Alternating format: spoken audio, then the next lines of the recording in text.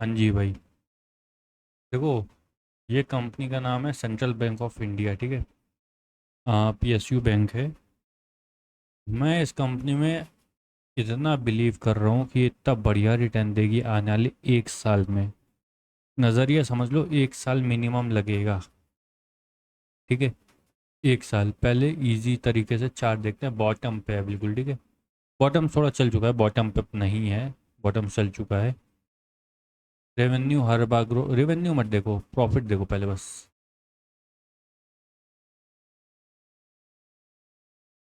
और ये देखो, 2022 में था, मार्च में 350, ठीक।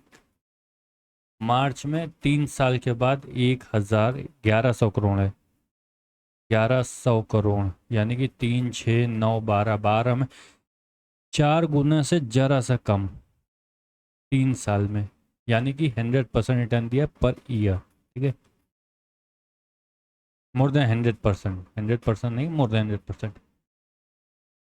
द मोस्ट इंपॉर्टेंट चीज़, मैं इस कंपनी में इतना ज़्यादा बुलिश क्यों होना चाह रहा हूँ अब। यहाँ तक ठीक है, ठीक है, ठीक है, ठीक है, ठीक है। यहाँ 4%, ठीक, यहाँ से अब शुरू करते हैं।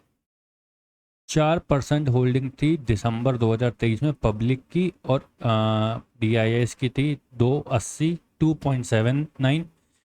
FIIs की थी 0.7। प्रमोटर था 93.8, ठीक है। अगर ध्यान दो तो सिर्फ पब्लिक की होल्डिंग कम हुई, आधा आधा परसेंट कम हुई, बहुत बड़ी बात है। सिर्फ पब्लिक की। और लेटेस्ट क्वार्टर में क्या हुआ है, 2.82 से 5.87 DIIs ने के पास स्टेक आ गया है। 0.44 से 1.27। इस 0 पॉइंट डबल से भी ज़्यादा माल उठाया है इनके पास, जो था उससे दुगने से भी ज़्यादा माल उठाया है। 4488, उसके बाद आएगा 132, हल्का सा कम है 32 से। दुगने से ज़्यादा माल उठाया है। प्रमोटर ने अपना माल बेचा है, ठीक है। प्रमोटर का माल गया कहाँ है? FIIs के पास, बड़े प्लेयर्स के, अच्छे लोगों के पास गया। DIIs के पास। पब्लिक ने भी अपना माल बेचा है। वो माल कहाँ गया? बड़े लोगों के पास।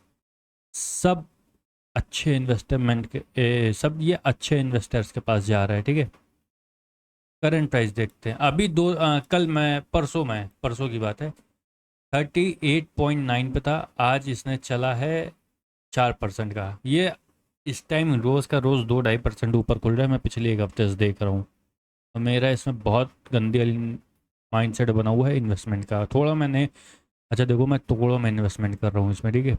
अगर मुझे 10,000 शेयर खरीदना है तो मैं 1,000 खरीद रहा हूँ, 1,500 खरीद रहा हूँ।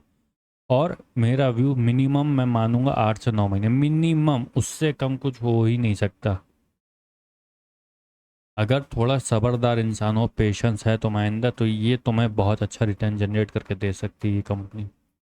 1 साल के अंदर मैं जो मानता हूँ, ये 50% देने की ताकत रखती है। 50% तुम्हारी कैपिटल है, जो भी इन्वेस्टमेंट होगी वो तुम्हारे ऊपर डिपेंडेंट है, ठीक। मुझे सबसे अच्छी चीज़ सिर्फ इसमें जो चेंज हो रहा है वो यही है, सबसे अच्छा, इससे अच्छा कुछ नहीं दिखा मुझे। और ये जो लेटेस्ट क्वार्टर में चेंजमेंट आया है वो तो भाई अनबीटेबल है, अनबीटेबल है। सिर्फ जनता निकल रही है, बाकी सब खरीद रहे हैं। अगर इन्वेस्टमेंट करनी है तो ये बहुत बढ़िया अपॉर्चुनिटी है। टुकड़ों में खरीदना, मैं वापस कह रहा हूँ, टुकड़ों में खरीदना मीन्स, अगर जैसे मैंने कहा 1,000 शेयर खरीदने हैं तो 200 खरीद, 200 करके 5 बार खरीद लो, 250 करके 4 बार खरीदो। अगर एवरेज कर पाओ एवरेज कर लो, वरना मार्केट चल रही है एक ट्रेंड में। 40 का है, 40 में 250 खरीदे, 42 का हुआ फिर 250, 44 हुआ 4500 फिर 250, ऐसे करके खरीद सकते हो। वरना एक 40 में है, 38 में आ गया या 39 आ गया, फिर 250 खरीद लिया, ऐसे करके खरीद सकते हो। एक बार में मत खरीदना। मोर देन 50%, क्या नहीं, 50% अब नहीं बचा है ये। अब तुम्हारा कह सकते हो कि समवेयर अराउंड 40% टॉप से डाउन है, 40%। 4, 8, यानी कि 80, 4, 8, हाँ ठीक। 42% डाउन है टॉप से अपने। ये सेंट्रल बैंक ऑफ इंडिया है। बहुत बढ़िया अपॉर्चुनिटी है इन्वेस्टमेंट की, ROE भी अच्छा है। पैग रेशियो देखो 0.25 है, इससे अच्छा और क्या चाहिए। इक्विटी कैप थोड़ी सी ज़्यादा, इक्विटी कैप कहाँ है इसकी, ये देखो इक्विटी कैप ज़्यादा है, इसलिए मैं इक्विटी कैप में ज़्यादा। मल्टी पैगर नहीं बनने वाले कभी भी ये लाइफ में, कभी नहीं बनेगा ज़िंदगी में, लेकिन 50% रिटर्न देने की ताकत रखता है 1 साल के अंदर। 50% चाहिए हो तो इसमें इन्वेस्टमेंट कर सकते हो। बाकी अभी मार्केट का स्ट्रक्चर थोड़ा वीक चल रहा है, इसलिए मैं ये इस कह रहा हूँ कि टुकड़ों में इन्वेस्टमेंट करो। और ये बॉटम पे चार्ट देख सकते हो इसका, अगर चार्ट दिखाएं तो